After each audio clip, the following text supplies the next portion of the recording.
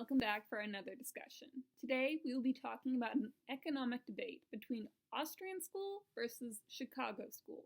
Also, we'll be talking about two important parts to these views, which are Marxism and Keynesism. That's everything I have, so let's get on with the video. So where I stand between this debate is with the Austrian school and Marxism.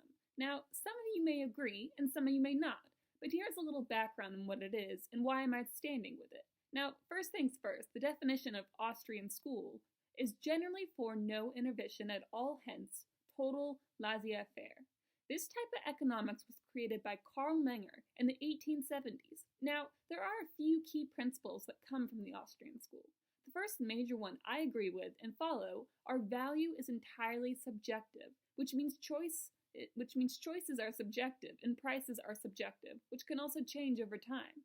I agree with this because it is giving the population a choice on whether we want to do something and how we wish to do it. The second key principle I agree with is never forget the rule of time. Humans are bound by time, and time is a constant feature. I agree with this because time is the one thing we don't have any control over, so the only true component that this would keep us from controlling is time. Before we move on, I want to quickly discuss Marxism. The definition for this is generally for government and control until the new utopia. I believe this is a good way to control a group of people because while the government still plays a role in the said group, they aren't fully in control and causing protests. A government with too much control will cause unhappiness, which will cause for protests and violence, which isn't the goal for anyone. I feel Marxism is generally ties in with the Austrian school for reasons of allowing groups of people to be more independent, which is what I am for. Now, a fun little scenario that I really enjoy thinking about is one to do with time preference. The scenario is, if you were given a choice between $100 today or $100 in 1 month, the normal person would choose today. But if you were given the choice of $10 today or $100 in a month, that's when things get a little more tricky.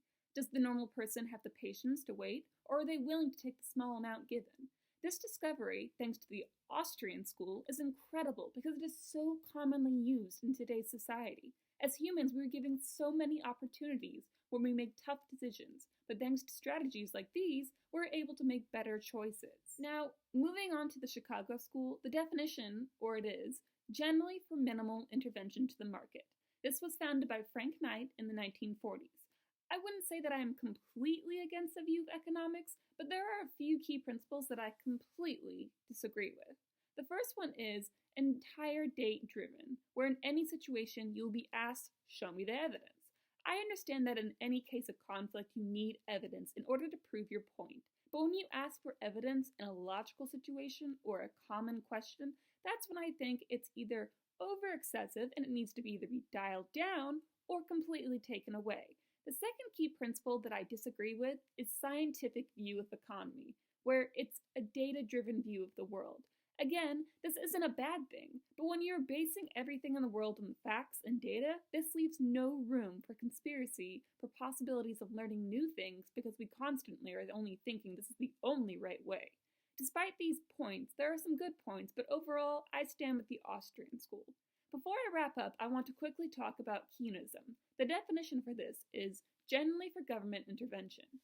I'm against this because I feel like if the government is allowed to intervene, then we might as well never have come out of the monarchy that we fought to get away from. I feel the government having a certain amount of control is alright, but when they have an unlimited amount to use whenever they feel like it, this could end with some not so great results. Alright, so that's all the time I have for today. That basically sums up where I stand between the Austrian School of Economics versus Chicago School of Economics. Thank you so much for watching. I'll see you in the next video. Bye!